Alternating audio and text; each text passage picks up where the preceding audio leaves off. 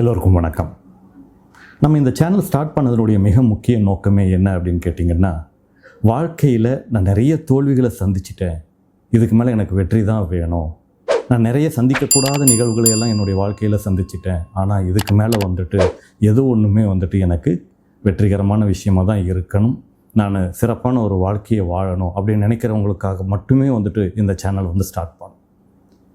நம்ம நிறைய சுய முன்னேற்ற நூல்கள்லாம் படிப்போம், நிறைய ஆத்தர்ஸ் பேசிக்கிட்டு இருக்காங்க. இன்றைக்கி யூடியூப்பில் இன்னும் நிறைய பேர் சுய முன்னேற்ற கருத்துக்களை கொடுக்குறாங்க. மண்டே மோட்டிவேஷன் இருக்குது, தேர்ஸ்டே த்ரோபேக்ஸ் இருக்குது. இந்த மாதிரி எத்தனையோ விஷயங்கள் இருந்துக்கிட்டு இருந்தாலும் நம்மளால் ஒரு குறிப்பிட்ட ஒரு இடத்தை தாண்டி நம்மளால் நகர முடியலை. நம்மளை ஏதோ ஒன்று பிடிச்சு வச்சிருக்கு. இதுக்கு ரீசன் என்னவா இருக்கும்? நான் யூஸ்வலாகவே சுயமுன்னேற்ற புத்தகங்கள் படிச்சுட்டு அது எல்லாமே தேவையில்லை, ஏன்னா அதுக்கு படிக்கிற கருத்து ஒன்று இருக்கும், அதை நம்ம தூக்கி போட்டு போயிட்டே இருப்போம். ஆனால் இப்போ இருக்கக்கூடிய இந்த காலகட்டத்தில் பார்த்தீங்க அப்படின்னா, நமக்கு நிறைய ரிசோர்ஸஸ் இருந்தாலும் நம்மளால் ஏன் வெற்றி அடைய முடியலை, இதை பற்றி நான் யோசித்தது உண்டு. ஸோ நம்ம சேனல்லையும் நம்ம அதை பற்றி நிறைய பேசியிருக்கிறோம்னு வச்சுக்கிங்களேன். ஆனால் அங்கே ஒன்றும் இங்கே ஒன்றுமா இருக்கும். நான் மொத்தத்தையும் கண்டென்ஸ் பண்ணி இந்த வீடியோவில் நான் இப்போ தரேன். என்ன அப்படின்னா, வெற்றிக்கான ஒரே ஒரு ஆயுதம் தாங்க இருக்குது. சாதாரண சுய முன்னேற்ற புத்தகங்களில் நமக்கு மெத்தட்ஸ் சொல்லி கொடுக்கப்பட்டிருக்கும். ஃபார் எக்ஸாம்பிள், மனம் தரும் பணத்தில் அதாவது திங்க் அண்ட் க்ரோ ரிச், இங்கிலீஷில் நெப்போலியன் ஹில். அப்போ அவருடைய அந்த புத்தகத்தில் என்ன இருக்கும்? பணம் பண்ணுறதுக்கான ஆக்சுவலாக விடாமுயற்சி இருக்கணும் அப்படிங்கிறத சொல்லியிருப்பார். இந்த விடாமுயற்சியோடு சேர்த்து தன்னம்பிக்கையும் இருக்கணும். தன்னம்பிக்கையோடு சேர்த்து இறை மீது, அதாவது பிரபஞ்ச பேராற்றல் மீது, நீங்கள் நீங்கள் யாரை கும்பிட்டீங்கனாலும் சரி, அது ஃபெய்த் ரிலேட்டட். பட் ஃபெய்த்துன்ற ஒரு கான்செப்டையும் அந்த புத்தகத்தில் இருக்கும், திங்க் அண்ட் க்ரோ ரிச்சில். அப்போது ஃபஸ்ட்டு விடாமுயற்சியும் இருக்கணும். விடாமுயற்சி அப்படின்னு சொல்லும் போது எத்தனை முறை விழுந்தாலும், நான் மறுபடியும் அதை தான் சொல்கிறேன், ஆல்ஃபாட் ஒமேகா அப்படிங்கிற அந்த பேருக்கு அர்த்தமே ஒவ்வொரு முடிவிலும் ஒவ்வொரு ஆரம்பம். வாழ்க்கை முடிஞ்சு போச்சு அப்படின்னு நம்ம நினைக்கிறோம். என்னுடைய வாழ்க்கை எத்தனையோ முறை, இதுக்கு முன்னாடி நான் ஒரு வீடியோ போட்டேன். நிறைய பேர் ஈவன் ஒரு சகோதரர் ஒருத்தர் கேட்டார், என்ன சார் நெகட்டிவாக இருக்கிற மாதிரி ஒரு இது போட்டிருக்கிறீங்க, உங்களுக்கே பேர்ன் அவுட் அப்படின்னா நீங்கள் சொல்லித்தரீங்க அப்படின்னா உங்களை எப்படி சார் மக்கள் ஏற்றுக்குவாங்க அப்படின்ற மாதிரி ஒரு சகோதரர் கேட்டிருந்தார். சகோதரர்னா என்னுடைய சர்க்கிளில் இருக்கக்கூடிய சகோதரர், அது ஆடியன்ஸ்லாம் கூட கேட்கல. ஏன்னா அவங்க கேட்குறது கூட அவங்களுக்கு மனம் இல்லை அப்படின்னு நான் நினைக்கிறேன். மேபி சில பேர் புரிஞ்சுக்கிட்டு இருப்பாங்க, சில பேர் புரிஞ்சிக்காமல் இருப்பாங்க, சில பேர் வேணான்னு தவிர்த்து கடந்து போயிருப்பாங்க. ஆனால் உண்மையில் அந்த வீடியோவில் நான் சொல்லணும்னு விருப்பப்பட்டது, எஸ், இட் இஸ் நேச்சுரல். நம்ம எப்படி பழக்கப்பட்டுட்டோம் அப்படின்னோம்னா, ரொம்ப பிரம்மாண்டமாக பிரமிப்பாக எதையோ ஒன்றத்தை காட்டக்கூடியவங்களை இவங்க நமக்கு சொல்லித்தரக்கூடிய ஆள், நம்மளுடைய லீடர் அப்படின்னு சொல்லிட்டு, அது எந்த விதமான லீடராக கூட இருக்கட்டும், நம்ம பேசுகிறது நம்மளை வழிநடத்தக்கூடிய ஒரு லீடர் அப்படின்னு சொல்லிட்டு நம்ம ஃபீல் பண்ணிக்கிறோம். ஈவன் குருன்ற அடைமொழி கூட நான் கொடுக்கணும்னு விருப்பப்படல அதுக்கு. பட் உண்மையிலேயே நம்ம போகிற அதே பாதையில் போன ஒரு மனிதரை குறித்து நம்ம தெரிஞ்சுக்கிறோமா அப்படின்னா தெரிஞ்சுக்கிறது கிடையாது. உண்மையில் இந்த பாதையில் நான் கடந்து வந்திருக்கிறேன் அப்படிங்கிறத நான் அனித்தரமாக சொன்னது தான் அந்த வீடியோ. ஏன்னா மனிதனுடைய வாழ்க்கையில் தோல்விகள் சகஜம். இப்படி சொல்கிறதே நிறைய பேர்னால ஏற்றுக்க முடியறது கிடையாது. ஏன்னா நான் எதிர்மறையை நான் கடந்து போகணும் அப்படின்னு நான் நினைக்கக்கூடிய ஆள். நம்ம அப்படி தான் ஃபீல் இப்போ நிறைய நினைக்க ஆரம்பிச்சிருக்கிறோம். நெகட்டிவ்ஸே எனக்கு வாழ்க்கையில் வேண்டாம். அப்போ நான் என்ன சொல்கிறேன், உண்மையான பாசிட்டிவிட்டின்றது உண்மையான நெகட்டிவிட்டியை, உண்மையான இருக்கக்கூடிய நெகட்டிவிட்டி எல்லாம், வாழ்க்கையில் இருக்கக்கூடிய நெகட்டிவிட்டி எல்லாவற்றையும் கடந்து அதை ஓவர் கம் பண்ணி, ஸ்கிப் பண்ணுறது கிடையாது, அதுக்கும் கடந்து தான் தமிழில், ஸ்கிப் பண்ணுறது கிடையாது, அதை ஏறி மிதித்து கடந்து, அப்படி வச்சுக்கலாம் வேணும்னா. இப்போ ஏறி மிதித்து கடந்து மீண்டு எழுவதற்காக முயற்சி செய்து அதில் வெற்றி பெறுபவரே உண்மையான வெற்றியாளர். அதுதான் உண்மையான பாசிட்டிவிட்டி. ஏன்னா அவனுக்கு தான் அந்த உண்மையான பாசிட்டிவிட்டி இருக்குது. சுற்றி இருக்கிறவங்க சுற்றம் மொத்தம் நம்மளை குறை சொல்லலாம். ஆனால் மீது நமக்கு நம்பிக்கை இருக்கிறதா? நாம் செய்யும் விஷயம் சரியான விஷயமே என்று நமக்கு தெளிவாக புரிகிறதா? விவேகானந்தர் அவர்களுடைய ஒரு சொல்லு இருக்குது, சுவாமி விவேகானந்தர், உன்னை சுற்றி 1000 பேர் வாளுடன் நிற்கட்டும், நீ செய்வது சரி என்று உனக்கு மனதில் நம்பிக்கை இருந்தால் தொடர்ந்து செய், தொடர்ந்து முன்னேறு, தொடர்ந்து செல், உனக்கே வெற்றி கிட்டும். ஸோ இந்த வாசகத்தை வந்துட்டு நான் ரொம்ப காலத்துக்கு முன்னாடி உள்வாங்கிட்டேன். நான் செய்கிற எந்த ஒரு விஷயத்தினாலையும் யாருக்கும் எந்த விதமான பாதிப்பும் கிடையாது. நான் செய்கிற விஷயங்கள்னால வந்துட்டு எனக்கு அடுத்த கட்ட முன்னேற்றம் கிடைக்கும் அப்படின்ற நம்பிக்கை எனக்கு இருக்குது. இதனால் 4 பேர் பயன்பட போகிறாங்க அப்படின்றது தெரியுது. இப்போ இந்த சேனல் போடும்போது நம்ம ஆல்ஃபா டு ஒமேகா, அகம் அற்புதம் மாதிரி நிறுவனங்கள் வந்துட்டு நிரூபிக்கும் போது, சரியான வார்த்தையா, அப்போது எஸ்டாப்ளிஷ் பண்ணும்போது இப்போ யாராவது ஒருத்தர் வருவாங்க, சார் உங்களுக்கு தமிழே தெரியல அப்படின்னு சொல்லிட்டு. நாம் குறைகள் மட்டுமே கண்டு பழகிட்டோம். ஆனால் அதையெல்லாம் தாண்டி உண்மையிலேயே இதுக்குள்ளே என்ன இருக்குது, உண்மையிலேயே இங்கே கருத்து என்ன இருக்குது அப்படின்னு சொல்லிட்டு தேடுறவங்களுக்கு நிச்சயமாக கருத்துக்கள் கிடைக்கும். நான் இங்கே சொல்ல வர விஷயம் ஒன்றே ஒன்று தான். இத்தனையும் தாண்டி நாம் செய்து கொண்டிருக்கும் விஷயத்தினால், நாம் செய்து கொண்டிருக்கிற செயல்களினால் 4 பேருக்கு இல்லை, 40 பேருக்கு இல்லை, 4000 பேருக்கு இல்லை, 40,000 பேருக்கு இல்லை, தொடர்ச்சியாக எத்தனை பேருக்குனாலும் வந்துட்டு இது கிடைத்து கொண்டிருக்கிறது, நன்மைகள் கிடைக்கிறது அப்படின்னா அந்த காரியத்தை செய்வதற்கு நாம் தயங்கவே கூடாது. அதில் நாம் அடையும் வெற்றி தான் உண்மையான வெற்றி.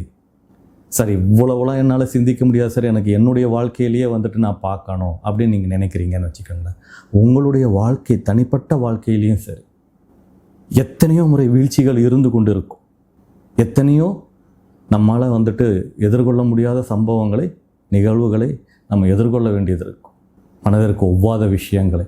ஆனால் அதையெல்லாம் வந்துட்டு மிதித்து கடந்து விடாமுயற்சியுடன், நல்ல தன்னம்பிக்கையுடன், தன்னம்பிக்கை, அந்த சுயநம்பிக்கை வந்துட்டு ரொம்ப முக்கியம். ஏன்னா அதுதான் உங்களுடைய உயிரோட்டமே. சரி, நம்ம மேலே மட்டும் வச்சு நம்பிக்கை வச்சுட்டா போதுமா அப்படின்னா, 3வது இறை மீது உள்ள நம்பிக்கை. நான் சரியாகத்தான் செயல்பட்டுக்கிட்டு இருக்கிறேன், அதை பற்றி உனக்கு தெரியும். ஏன்னா உன்னை தாண்டி வேறு யாருக்கும் வந்துட்டு இது தெரியறதுக்கு வாய்ப்பு கிடையாது. ஏன்னால் என்னோடவே எப்போவுமே இருந்துக்கிட்டு, எனக்குள்ளேயே இருந்து கொண்டு நான் செய்யும் அனைத்து செயல்களுக்கும் மூல காரணமாக, நான் செய்யும் அனைத்து செயல்களையும் வந்துட்டு செய்விப்பவனாக இருந்து கொண்டு நீ ஒன்றொன்றையும் செய்து கொண்டிருக்கிறாய். அப்போது ஒரு வெளியே வந்துட்டு ஒரு இந்த உடல் எனும் பௌதிக பிரிவோ, இந்த மனிதன் எனும் பௌதிக பிரிவோ ஒரு பெயர் கொண்டு, வினோத் அப்படிங்கிற ஒரு பெயர் கொண்டு நீ நடந்து கொண்டு இருக்கிற, நான் நடந்துக்கிட்டு இருக்கிறேன். இப்போ உள்ள நீ இருக்கிற, நீ வேற நான் வேற கிடையாது. இருந்தாலும் நீ என்ன தோற்றுவிக்கிறியோ அதைத்தான் நான் செய்கிறேன். அது நீ சரியான விஷயங்களைத்தான் நீ தோற்றுவிப்பாய் அப்படின்ற நம்பிக்கை எனக்கு இருக்குது அப்படின்னு சொல்லிட்டு நம்ம செய்ய ஆரம்பிக்கும் போது, நாம் செய்யும் செயல்களில் எல்லாம் வந்துட்டு பார்த்தீங்க அப்படின்னா வந்துட்டு அதுவே பிரதிபலிக்கும். இப்போ நம்ம செய்யலை, இதை யார் செய்கிறது? இறை செய்கிறது. நம் மூலமாக அதை நாம் செய்ய வைக்கிறோம். ஸோ சாதாரண சுய முன்னேற்ற நூல்களில், இல்லை மேலோட்டமாக இருக்கக்கூடிய ஒரு மெத்தட் சொல்லக்கூடிய சுய முன்னேற்ற நூல்களில் இறைங்கிற கான்செப்டை நிறைய இடத்துல பயன்படுத்தியிருக்க மாட்டாங்க. அது ஒரு மிஸ்ஸிங் பீஸ். உன் மேலே நம்பிக்கை வைன்னு சொல்லியிருப்பாங்க. எஸ், என் மேலே நம்பிக்கை வைக்கிறேன், ஆனால் என்னையும் இயக்கக்கூடிய ஒரு மூலாதார பரம்பொருள் இருக்கிறது, அந்த பரம்பொருள் மீது நான் நம்பிக்கை வைக்கிறேன். ஏன்னா என்னை தாண்டி நடக்கக்கூடிய நிறைய விஷயங்களுக்கு காரணமாக இந்த பிரபஞ்சம், இந்த இறை பேராற்றல் அமைந்து விடுகிறது அப்படின்ற அந்த நம்பிக்கையும் நமக்குள்ளே வந்துட்டு வரணும். அப்படி அந்த நம்பிக்கை நமக்குள்ளே வந்துடுச்சு அப்படின்னா அது வழி நடத்துது. இதை வந்துட்டு சும்மா சாதாரணமாக திங்க் அண்ட் க்ரோ ரிச் படித்தவங்களால அவங்களால வந்துட்டு அதை பார்க்க முடியாது. ஏன்னா அந்த ஃபெய்த்துன்ற கான்செப்டுக்குள்ளே வந்துட்டு இதை கொண்டு வந்திருப்பார் நெப்போலியன் ஹில். ஆட்டோ சஜஷன் எதுக்காக தேவைப்படுது அப்படிங்கிற அந்த இடத்துலையும் சொல்லியிருப்பார். அதுக்கப்புறமா வந்துட்டு 6வது அறிவு அப்படின்ற அந்த சப்ஜெக்ட்லேயும் வந்துட்டு இதை பற்றி பேசியிருப்பார். அதுக்கப்புறமா இன்விசிபிள் கவுன்சிலர்ஸ் அப்படின்னு சொல்லிட்டு ஒரு டாபிக் இருக்கும் அந்த புத்தகத்தில். அது நம்மளுடைய அப்பாற்பட்ட சக்திகளை வந்துட்டு எப்படி நமக்கான கவுன்சிலர்ஸாக உட்கார வச்சு நம்மக்கிட்ட பேச வைக்கிறது அப்படிங்கிறது இருக்கும். அப்போ இதெல்லாம் எதை குறிக்குது அப்படின்னா, நம்மை மீறிய ஒரு இறை சக்தி, அந்த இறை சக்தி நம்மை வழிநடத்தி கொண்டிருக்கிறது அப்படிங்கிற அந்த பரிபூர்ண நம்பிக்கைக்கான ஒரு விஷயமா இருக்கும். இப்போ இதையும் நாம் சேர்த்து வைத்து கொண்டு செய்தோமே ஆனால் இவைதான் வெற்றிக்கான ஆயுதங்கள். எத்தனை முறை விழுவோம், அத்தனை முறை விழுந்த போதும் மீண்டும் நமக்கு எழத் தோன்றும். ஏன்? இதற்கு ஒரு காரணம் இருக்கிறது. நான் செய்ய வேண்டும் என்ற விஷயங்களுக்கு ஒரு காரணம் இருக்கிறது. அதனால் பல பேர் நன்மை அடையப் போகிறார்கள், நான் உட்பட. முதல்ல நான் தான் நன்மை அடைவேன், கூட சேர்ந்த மற்றவர்களும் நன்மை அடைவார்கள். அதை பார்க்கும் போது மீண்டும் எனக்கு சந்தோஷம் பிறக்கும். மீண்டும் உத்வேகத்துடன் நான் அந்த வேலைகளை இன்னும் மும்முரமாக செய்ய ஆரம்பிப்பேன். மீண்டும் அவர்கள் இன்னும் மேலும் பல பேர் நன்மை அடைவார்கள். அதன் மூலமாக மீண்டும் எனக்கு சந்தோஷம் கிட்டும்.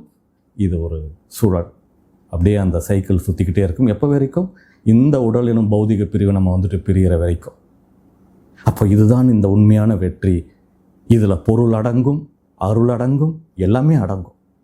சரி, இதைத்தான் நான் போன வீடியோவில் இந்த மாதிரி ஒரு பேர்ன் அவுட் ஆனேன். ஏன் பேர்ன் அவுட் ஆனேன் அப்படின்னு சொல்லிட்டு தான் அந்த வீடியோவில் நான் சொன்னேன். ஆனால் பேர்ன் அவுட் ஆனதுனால நான் ஃபுல்லாக தளர்ந்து போயிட்டேன் அப்படின்னு நான் சொல்லலை. பேர்ன் அவுட் ஆனாலும் மீண்டும் இந்த மனிதத்தின் மீது உள்ள நம்பிக்கையை கொண்டு, இந்த மனிதர்கள் மீது உள்ள நம்பிக்கையை கொண்டு, எல்லாரும் எனக்கு ஒத்து வருவாங்களா அப்படின்னு தெரியாது. அவங்களும் நன்மை பெற்றால் நல்லதே. ஆனால் நான் சிந்திக்கும் அதே ரீதியில் சிந்திக்கக்கூடிய மனிதர்கள் இருப்பார்கள். அவர்களை என்னால் ஒன்று திரட்ட முடியும் அப்படிங்கிற அந்த ஒரு நம்பிக்கையோடு நான் மறுபடியும் மீண்டும் நான் இந்த பயணத்தை தொடர்கிறேன் அப்படின்னு தான் சொன்னேன். அது நம்பிக்கை. வெற்றியின் மீது நான் வைத்திருக்கும் நம்பிக்கை.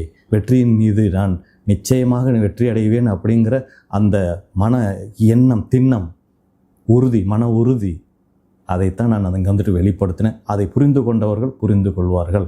அதே மாதிரி இந்த வீடியோவில் நான் உங்களுக்கு சொன்ன இந்த கருத்து, இந்த 3 விஷயங்களை வைத்துக்கொள்ளுங்கள். விடாமுயற்சி, நம்பிக்கை, தன்னம்பிக்கை, இறை மீது உள்ள இறை நம்பிக்கை, இந்த 3ஐயும் வைத்துக்கொண்டு எத்தனை முறை விழுந்தாலும் இல்லை, என்னால் எழ முடியும், இதுதான் என்னுடைய வாழ்க்கை, என்னுடைய பயணத்தின் பாதை, இந்த பாதையில் நான் தொடர்ந்து முன்னேறுவேன். குறிப்பாக சுயநம்பிக்கை அப்படிங்கிறது யார் எப்படி அசைச்சு பார்த்தாலும் அசைக்கவே முடியாது, நான் சரியானதைத்தான் செய்கிறேன் அப்படின்ற அந்த ஒரு திடம் இருந்து விட்டால் வெற்றி உங்களது தான், வேற ஒன்றும் கிடையாது.